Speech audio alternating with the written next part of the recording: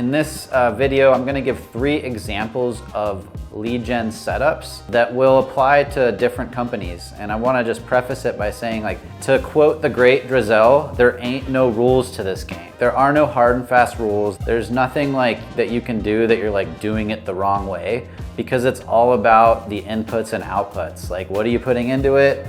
What kind of sales are you getting from the back end of your business? And so I'm gonna start out with what I see as the ideal lead gen setup when it comes to a construction business or a contractor. And we're gonna use a pyramid because it's like the food pyramid, you know.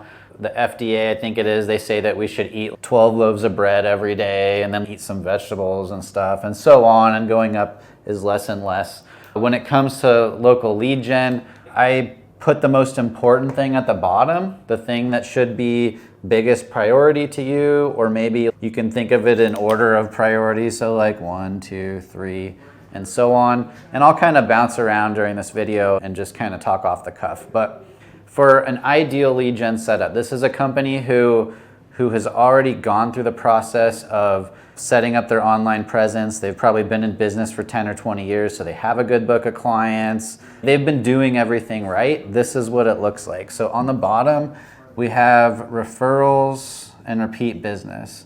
And this could be referrals from customers. It could be referrals from subcontractors, general contractors, associates, friends, it doesn't matter. The most mature and healthy businesses in construction are getting a good amount of their new customers or their new jobs from repeat business and referrals.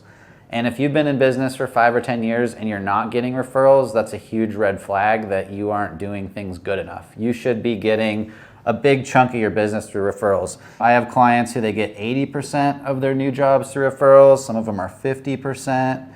A lot of people come to us with no marketing whatsoever, so then they're getting 100% of their jobs from referrals. But if you're getting 0%, that is a red flag, and you need to do something about that, because that's not going to work out for you. And I'll explain more about that later on. Let's say that you've got the referral things going. I would say the next thing you should do, if you haven't done anything else, and what this mature company would have done, is their offline marketing. And I'm talking about fundamental stuff here, like t-shirts. You could do like truck wraps or signs, yard signs, business cards, like all the stuff that you can use to promote your company in the real world. You should have all that stuff on lock. If you're a one-man show, you only need like a couple shirts, a couple hats, some business cards. But when you show up to somebody's house, you want to look professional. You want to look like you represent your company, whether it's just you or whether there's 1,000 of you. And a note about this is it goes up in importance the more customers you deal with. If you're a remodeling contractor and you have 3 clients per year, having a shirt is less important than if you're an HVAC salesman and you talk to 3 people before lunch. If you're constantly making new first impressions all the time, you want to be branded. You want to look as good as you can. If you can't afford the truck wrap yet, get some shirts, get some hats. So maybe your truck looks like shit, but when they answer the door, you look good. And so offline marketing, it would be the next thing. The third one up is your online presence. So now we're talking about your website, what people see when they Google you. Do they see, or do you have a Google listing? Do you have any reviews? Does your website look professional? Do you even have a website? When most of my clients come to me, this is where we start because they've already covered these other things. A lot of people will come to us after being in business for 20 or 30 years, and they only ever get referrals, and they're ready to take control of their marketing, expand, maybe referrals have gone down, whatever. But they already have their shirts and their branding all together, and they're starting with their online presence. So again, that's like websites, Google listings, the stuff that I talk about on this channel like ad nauseum. So the next one up is advertising. And so the reason this one is way up here is not because it's more important than these, it's because it should come after. It's like stepping up the ladder. Only after you have a solid online presence should you start advertising. particularly online. That's like Google ads, local service ads, Facebook, any kind of advertising, even if you're advertising on the radio. Because people hear about you, and then the first thing they do is they go to Google and they type you in. And if you have a shit online presence, then you're just gonna be losing people right off the front end. So you're paying for them to find you or hear about you, but then you're losing them immediately because when they try to look you up, there's nothing there. And so that's why online presence comes before advertising. If you're maxing out your online presence, then the next thing I would look at is advertising. And we would look at Google ads, Facebook ads. We would look at whatever is gonna work best for your business. For most contractors out there, I would look at Google guaranteed local service ads first, and then either Google ads or Facebook ads, depending on your business. But the local service ads are really good. I've got another video you can check out where I explain what that's all about. But if you are entering the advertising game, I would check out local service ads. So let's say that you've got your online presence, maybe you invest in SEO, like people are able to find you on Google organically. And then you started running Google ads, local service ads, Facebook ads. You've been doing that a couple years. You're kind of hitting the ceiling with that. You can't really, you want more customers, you want to put more money into your marketing, but you can't really get any further. At that point, and only at that point, do I recommend buying leads. So when I say buying leads, this could be like Angie leads, Angie ads, Porch, Thumbtack, all of those lead reselling companies. I would only after doing everything else would I look at buying leads, and I would be really, really careful to try not to compete with myself elsewhere. If you're running Google ads and you start paying Angie ads, you're paying them to compete with you on Google ads and make your Google ads more expensive. And then you're buying those leads back from them, but they're also selling them to your competitors. So you don't really want to buy leads in the same area you're running Google ads because you're just making it more expensive for yourself. But like I said, there's nuance to all of this stuff, and there's no like perfect way. There's no like ironclad rules to this. It's different for every business, every market, every situation. It depends what your competitors are doing. It depends on how much demand there is in your market, how many people actually want your services. But in general, this is what the ideal setup looks like. You're getting a good amount of referrals. Let's say 20% of your new customers are bringing in an additional customer every year. That's really important when it comes to like advertising online or investing in your online presence, because with advertising these days, there's a lot of companies out there who are willing to not make any money on that first sale. Some of them are even okay losing money on that first sale. So they might be running Google ads and they might be competing with your ads, but they might be offering this customer something that you can't, because they're willing to not make any money on the front end because they know that they're going to get those referrals and their repeat business later, and that's going to more than make up for the front end loss. And that's becoming more and more common in this industry. It's already super common in like e-commerce and these other online industries, but this is starting to hit the home services industry. And so you need to be aware of it. So referrals and repeat business should be one of your main priorities. And most of it is just making sure that your customers have the best possible experience all the time. But then again, keeping in contact with your old customers. If you do kitchen remodels, call up a client a year later, check in. Hey, how's everything going? How's the kitchen? Are you still loving it? Do you know anybody else that would want our services? Be okay with keeping the relationship going with your clientele, looking for ways to keep offering them services in whatever business you do and getting referrals for them. That's going to make everything else that you actually put your money into later more effective for you.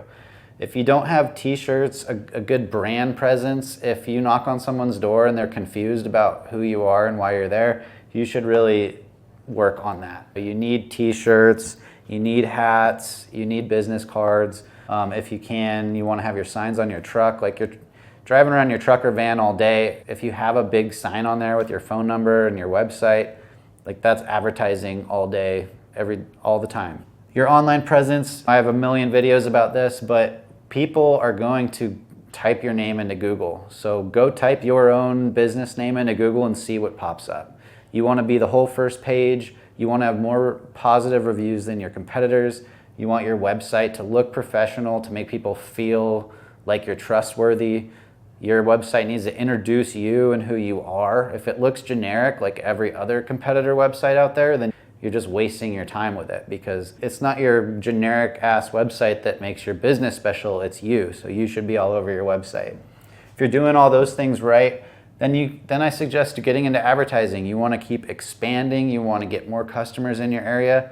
Advertising, there's multiple ways to do it. And then if you have to, you can buy leads. So what do you do if you're already maxing all of this stuff out? You can either move into a new market or start acquiring your competitors and taking on their book of clients. Now, most of you aren't even close to that point because you're not maxing out any of this stuff. But if you are interested in something like that, feel free to reach out to me. I talk to companies that are trying to do that kind of thing all the time. And the big guys, the ones that are growing like super, super fast in the multi-millions per year, they're doing all this stuff and they're acquiring other businesses and they're moving into new markets with the same paradigm. Looking at this, there's really not a lot of other ways to get customers. Like you could do mailers, you could go knock door to door, which is something I'm going to talk about in a moment. But in general, this is the lead gen game when it comes to construction. Take a picture of that, understand where you're at in here, and feel free to leave a comment if you have a question or a thought on this whole thing. So let's look at a different example. If I was going to start from absolute nothing today, this is kind of the pattern that I would follow. All right, so if I was starting from absolute scratch today, and I had nothing, I had no branding, I had no shirts, I had no business cards, I had 0 clients, I have no website, I have no money. All I have is a truck, some tools, and the will to survive, right? The first thing I would do is I would look into my personal network. So I would make sure that everyone I know in real life and online knows who I am and what I'm doing. I mean, everyone that knows me knows who I am, but not all of them know what I'm doing. So I just go on like Facebook, and I'd say, hey everyone, I'm a carpenter now, I'm doing bathroom remodels. Who needs their bathroom remodeled? If you hit up enough people, you're gonna find somebody that's willing to talk to you. And that's all you need is a conversation to get started.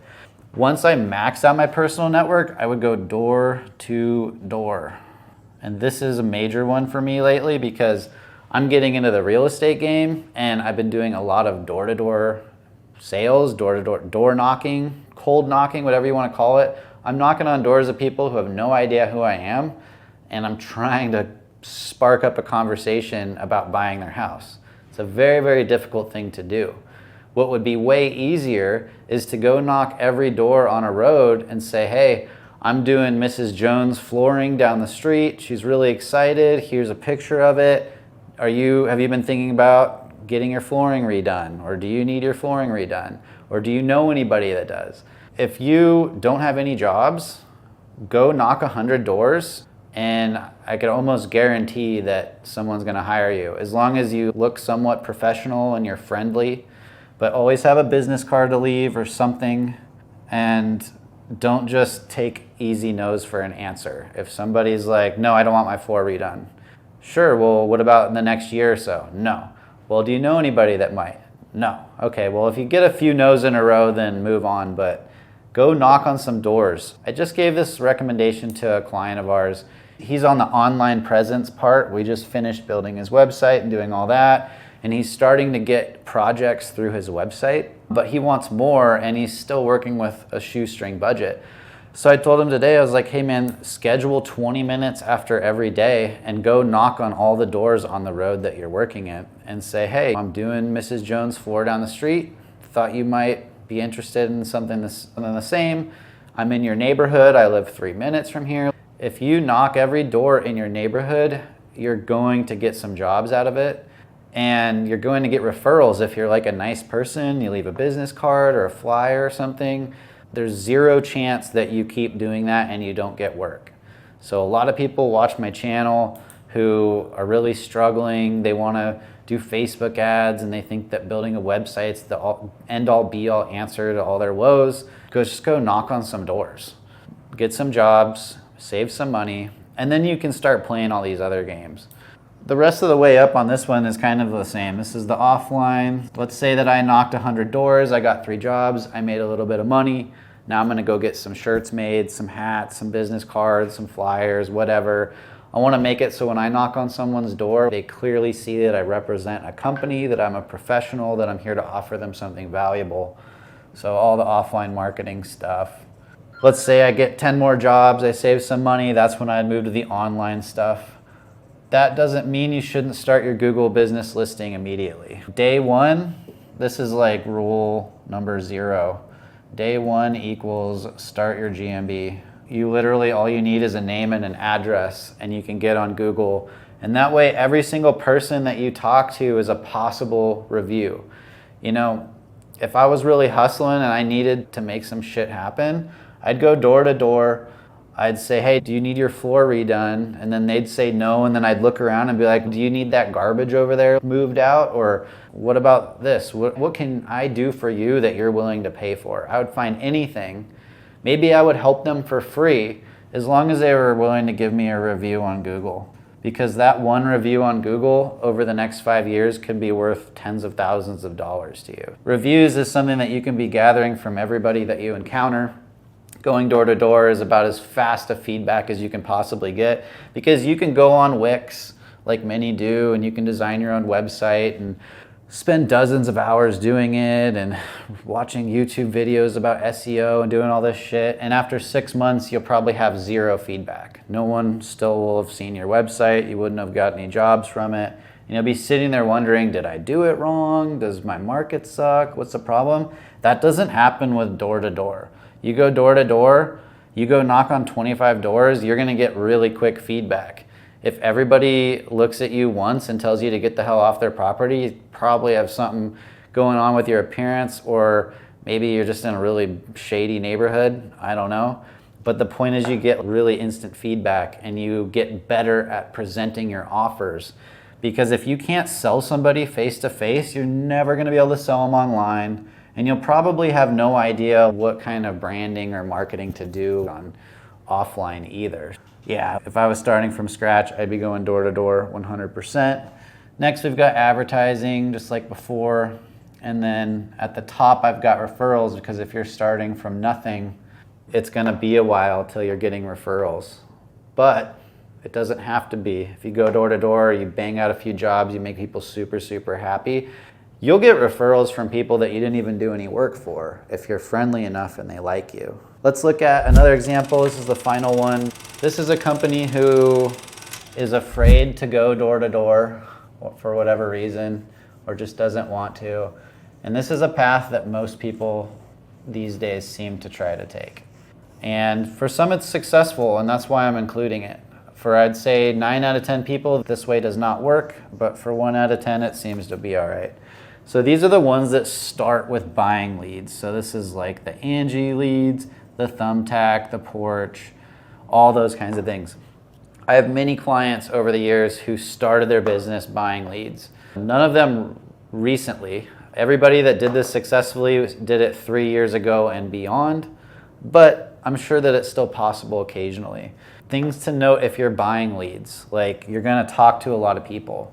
You're gonna call a lot of people. You might not talk to many of them, but if you buy 100 leads, let's just say you buy 100 leads at $40 a piece, you spent $4,000, you might talk to 25 of them on the phone. So my clients that buy leads now, they tell me they reach about 1 out of 6, 1 out of 7, but let's just be generous and say that 1 out of 4 you're actually able to reach on the phone. So you get 25 conversations. Let's say you're able to close 20% of those, so you get 5 jobs. So you spent $4,000 to get 5 jobs. What will really matter is how much profit you make on those 5 jobs. Let's say you make $1,000 profit per job, you turned $4,000 into $5,000, it's probably not good enough for you, right? Hopefully you're making like $2,000 or $3,000 at least per job, so that this will become a 15, and now turning 4,000 into 15,000. That might work for you. These numbers are going to be different for everybody. How much they charge you per lead depends on your area and how many other contractors there are buying leads. Angie and all these gigantic corporations, they have algorithms to figure out how much to charge you. They buy it from one company, they mark it up, they sell it to you. Like, that's how the lead resellers work. I put this in here because it is possible. If you are going to try this route, I highly recommend not signing any long-term contracts.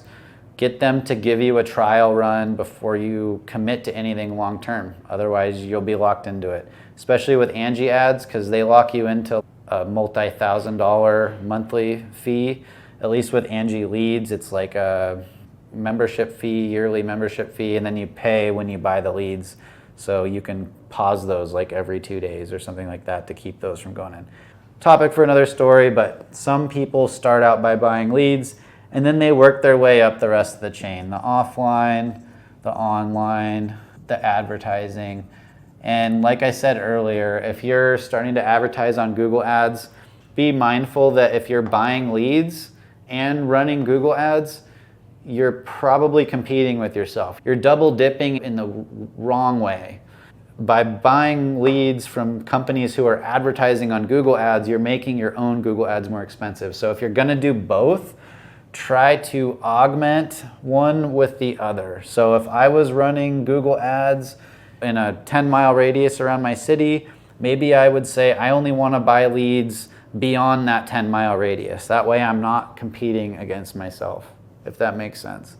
And then up here I got referrals. This would hopefully, you want to make referrals go further down this list of your source of new customers. But again, if you're starting from brand new and you're buying leads, then you probably don't have a lot of book of clients or a large book of clients to get referrals from. But no matter what you're doing, like, referrals and reviews should be your top priority. Get referrals, get reviews. If you put a lot of attention into both of those and you can find ways to make those two things happen, over time your business will grow. You'll have an easier time getting customers, and you won't have to do a lot of BS things like buy leads from lead resellers.